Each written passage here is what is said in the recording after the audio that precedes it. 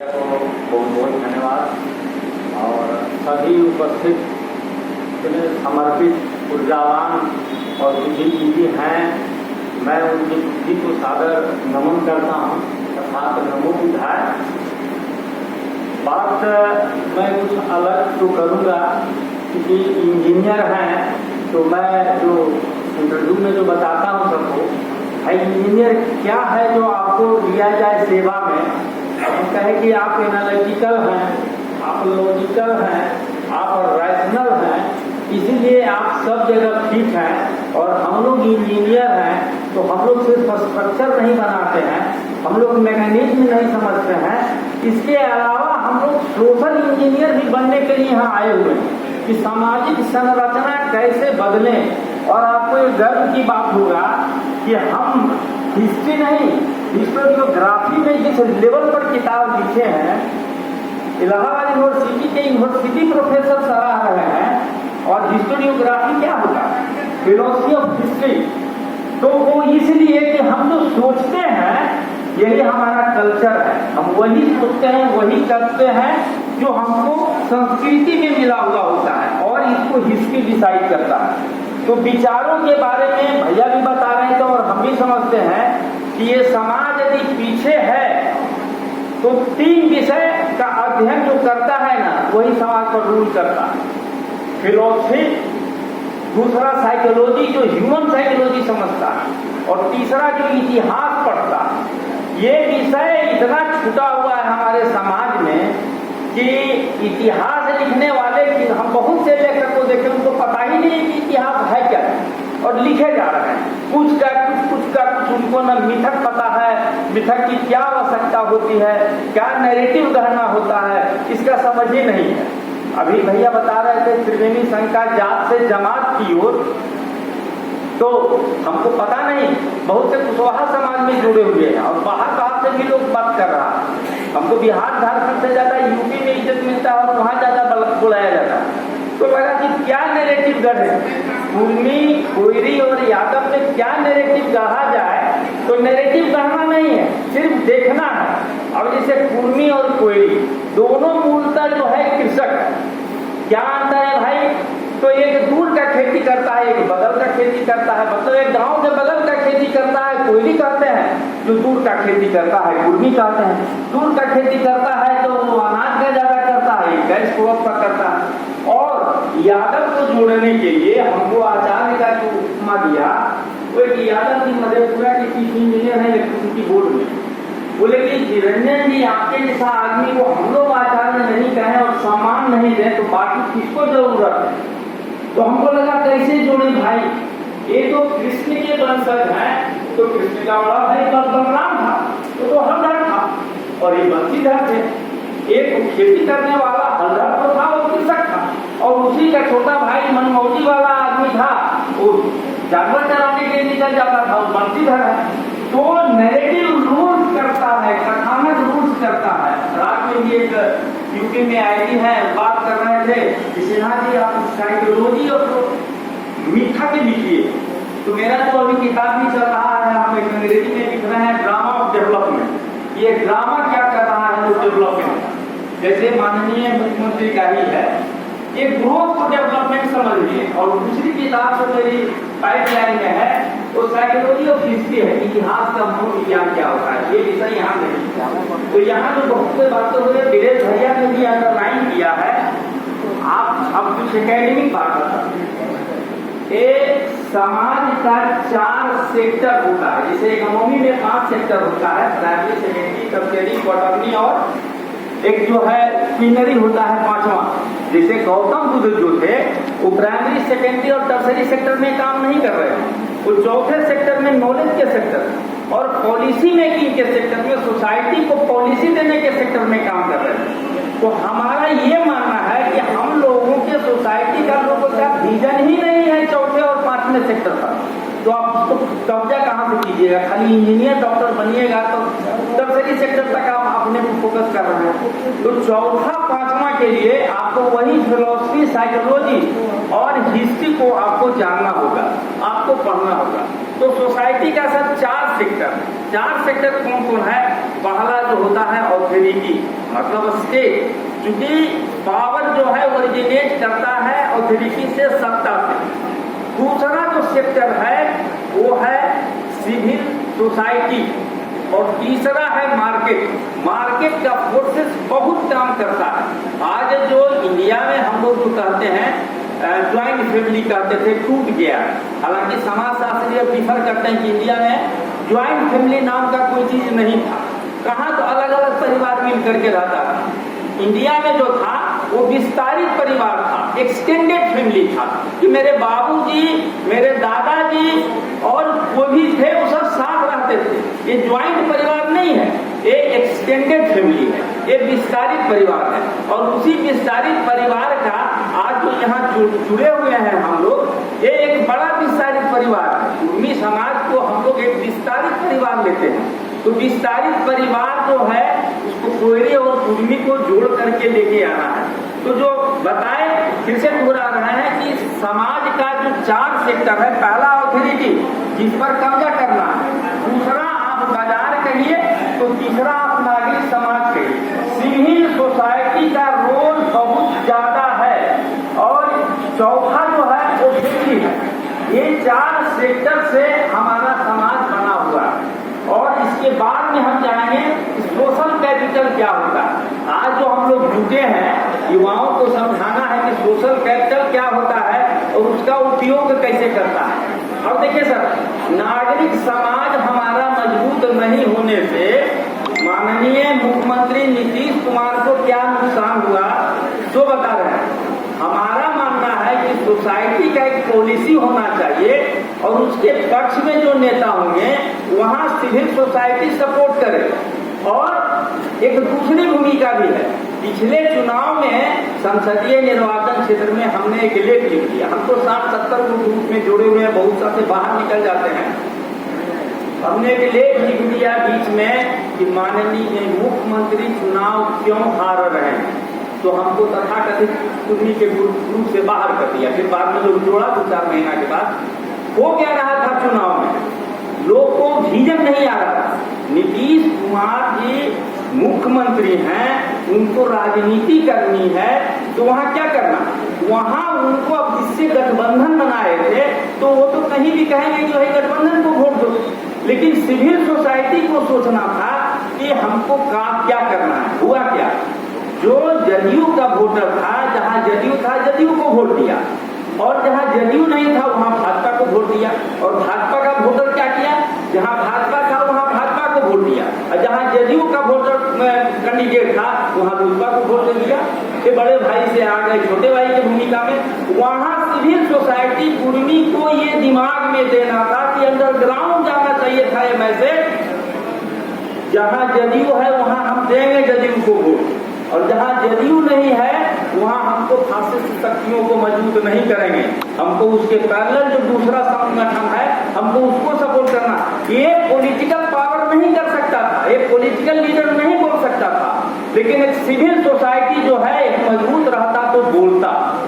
जो हम लोगों की भूमिका नहीं रही, भैया समाज बोल रहे हैं, इसके लिए जो सोशियोलॉजी में जो शब्द है वो है सिविल सोसाइटी। नागरिक क्या कहता है, सिविल सोसाइटी मतलब ये नागरिक समाज। हम इसीलिए डर बोल रहे हैं कि आप गूगल में खोजिएगा तो इतना लंबा लंबा बाहर में रिसर्च है कि हमको तो लगता है कि इंडिया का इंटेलेक्चुअल पढ़ता है वही लोग पढ़ता है जो रूल कर रहा है, बाकी नहीं। अब सोशल कैपिटल को आप देख लीजिए, हम तो चिंतन मनन करते हैं इसलिए 2 लाइन पढ़ते हैं तो हमें वो मैंने 2000 शब्द का 3000 शब्द का आर्टिकल लिख देते हैं। निरंजन सिन्हा.com पर अभी भी हम सर को दिखा रहे थे कि इंडिया में जितना पढ़ता है उसका 40-50% इंडिया के बाहर लीडरशिप है। इंडिया में तो जिसको जिसको भेजते हैं वो लिख पढ़ता है चाहे नहीं पढ़ता है, बाहर में हम किसी को नहीं जानते हैं, लेकिन उस क्वालिटी के कारण पढ़ता है। तो आप सिविल सोसाइटी को समझिए और सिविल सोसाइटी को मजबूत कीजिए, पहली बात। दूसरी बात, कैपिटल जो होता है वो सिर्फ आर्थिक कैपिटल नहीं होता।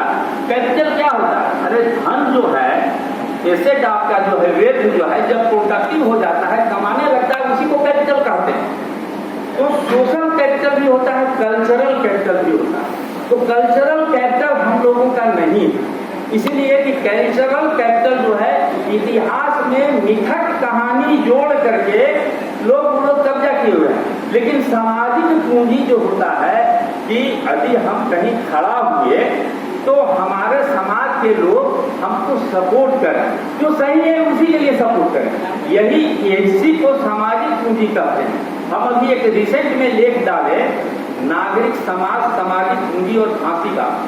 हमने वहां बताया है कि जाति और वर्ग ये भी जो है एक नागरिक समाज है एज ए इंस्टीट्यूशन, मतलब एक रजिस्टर्ड सोसाइटी भी होता है। अधिकार मंच ये वो तो आप सोसाइटी रजिस्ट्रेशन एक्ट में करा लेते हैं, या कंपनी एक्ट के सेक्शन 13 में करा लेते हैं, या ट्रस्ट एक्ट में कराते हैं, या चैरिटेबल ट्रस्ट एक्ट में कराते हैं, जो भी आप जिसमें कराते हैं। तो एक वो हुआ, और एक इंस्टीट्यूशन की तरह होता है जो जाति की तरह होता है। तो जाति भी जो है आपका एक नागरिक समुदाय है, लेकिन वो सामाजिक पूंजी में वो नहीं बदल पाया है। तो सामाजिक पूंजी में हम लोग को बदलने में, तो उसमें हो क्या रहा है कि फांसीवाद वाला में कि जो लोग पहले से मजबूत हैं, अभी देखते होंगे कि यूपीएससी में लैटरल एंट्री है, कौन लोग जा रहे हैं ज्यादा, यही सामाजिक पूंजी का नकारात्मक उपयोग है जो फांसीवाद को जन्म दे रहा है। कुछ खास लोग मजबूत होते जा रहे हैं और इतिहास का इस तरह से डिस्टोर्शन कर दिया है, ये लोग नहीं जानते हैं वर्ण व्यवस्था क्या है। जो लिखता है ना, ये इतिहासकार बताते हैं कि मिडिल एज के पहले न वर्ण था न जाति था, और जाति में आप तो मैंने ये तो काम के अनुसार बदल गया।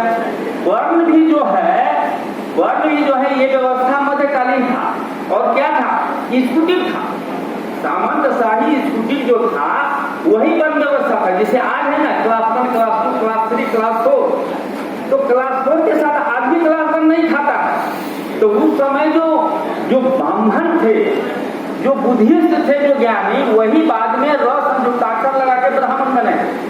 और क्षत्रिय जो थे, आप देखिएगा पासवान में भी क्षत्रिय है, कुर्मी में भी क्षत्रिय है, और जातियों में भी क्षत्रिय है। तो ये वर्ण व्यवस्था तो सबको रीडिफाइन। हम तो यूनिवर्सिटी के प्रोफेसर को भी हम कह रहे हैं कि हम बात को आप रखिए और आप हमसे सवाल खड़ा कीजिए, आपको हम समझाएंगे कि इतिहास होता क्या है और इतिहास की व्याख्या कैसे होती है।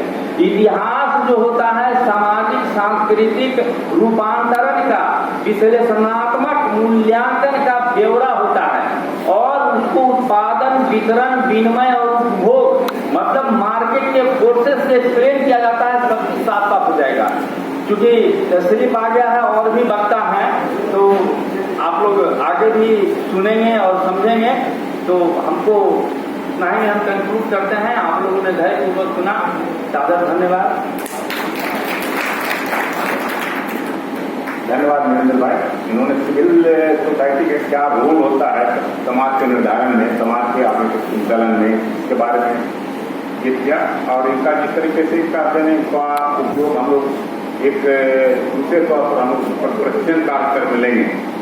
अब हमारे बीच में अगले वक्ता हैं, जो भी वक्ता आएंगे, जो कि बोलना है तो एक समय का अपना एक रखेंगे, 5 मिनट 7 मिनट आपको लेंगे, ज़्यादा नहीं लेंगे, ताकि अधिक से अधिक लोगों को अपना विचार रखने में सहूलियत हो सके। तो हमारे आपका अरविंद कुमार सिंह हैं, ये सरदार पटेल सुपर 30 चलाते हैं, एक एकेडमिक के क्षेत्र में अच्छे काम कर रहे हैं और अपने समाज के लड़कों को ये IIT वगैरह के लिए तैयार करते हैं। तो ये खुद जो काम कर रहे हैं उसके संदर्भ में आपके है ना। और उसके बाद अगले वक्ता उनके बाद तैयार रहिएगा विद्यानंद प्रसाद।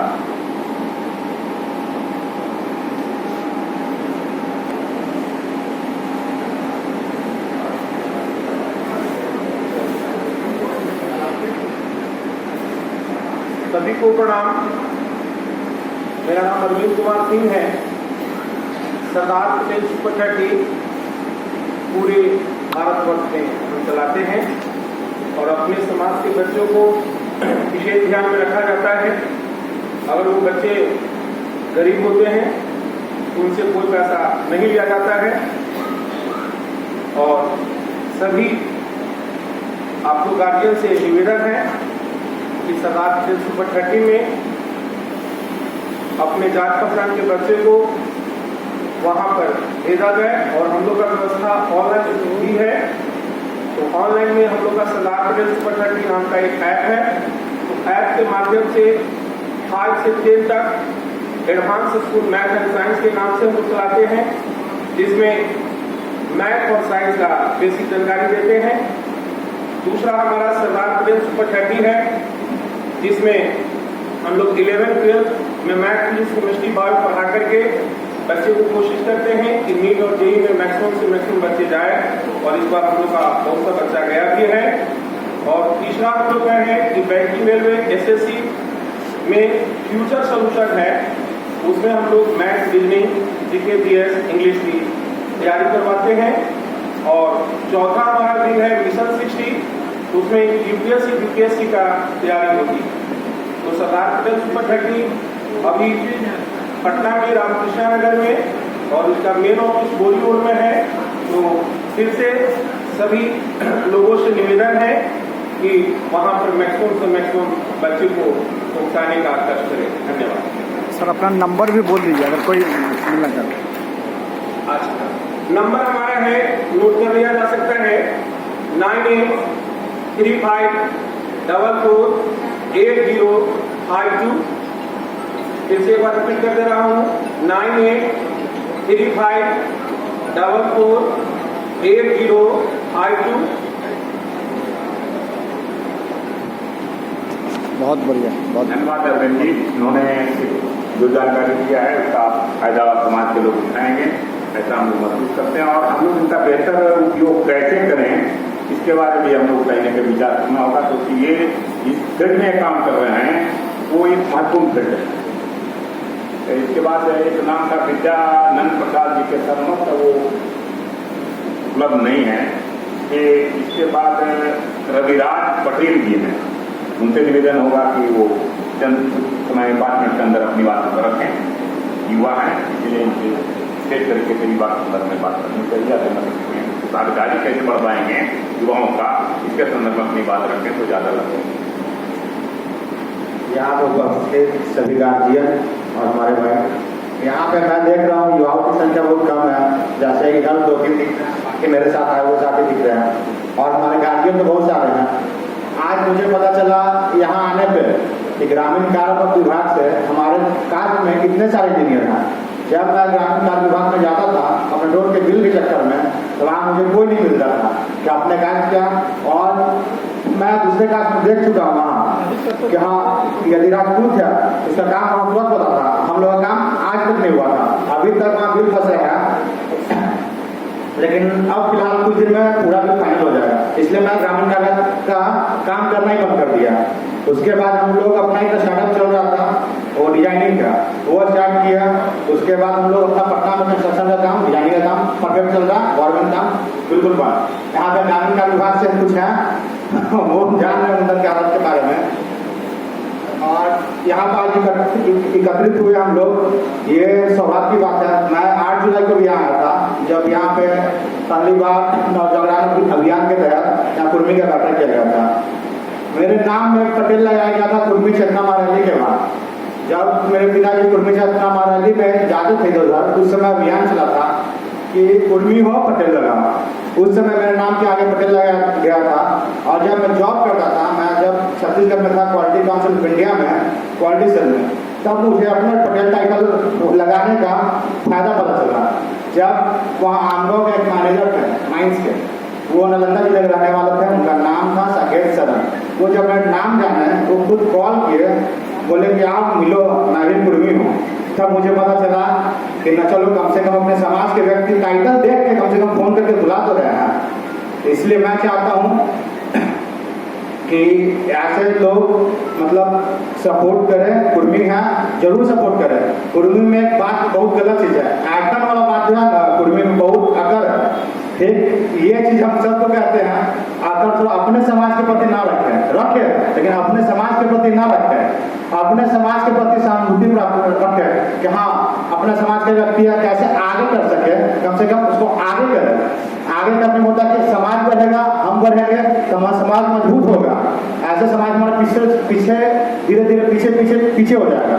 ठीक, अभी राजनीतिक भूमिका में क्या है, पटना में जनसंख्या सबसे ज्यादा कुर्मी का है। ठीक, दिक्कत खान से मान लीजिए, इसमें सबसे ज्यादा जनसंख्या कुर्मी का है, 85,000 से 90,000 वोटर कुर्मी है, फिर भी अपना विधायक यहाँ पे कुर्मी नहीं है। ठीक, इससे पहले यहाँ विधायक थी पूनम देवी, ठीक, वो जीती थी, कुर्मी सीट खत्म होने के बाद यहाँ से विधायक भी गया। और देख लीजिए फिर मसौरी, ठीक, और सीमन काट के फुलवाड़ी विधानसभा क्षेत्र उसको सुरक्षित, जब से हम जन्म लिए हैं, जब से फुलवाड़ी विधानसभा बना है, जब से सुरक्षित है। ठीक, वहाँ कुर्मी का जनसंख्या बहुत है, काट के कुछ फतुहा मिलाया गया, सुरक्षित को हटाई। जहाँ कुर्मी बाहुल्य क्षेत्र है, हम ये भी कहना चाहते हैं, जहाँ कुर्मी बाहुल्य क्षेत्र है, ठीक, वहाँ कोई पार्टी से कोई भी कुर्मी कैंडिडेट कराता है, आप उसको सपोर्ट कीजिए, पार्टी से कोई मतलब, अपने समाज के प्रति हमेशा एक्टिव रहिए। इसी जन शब्द के साथ मैं अपना खत्म करता हूँ वाणी को। जय शिवाजी, जय सरदार, जय पटेल।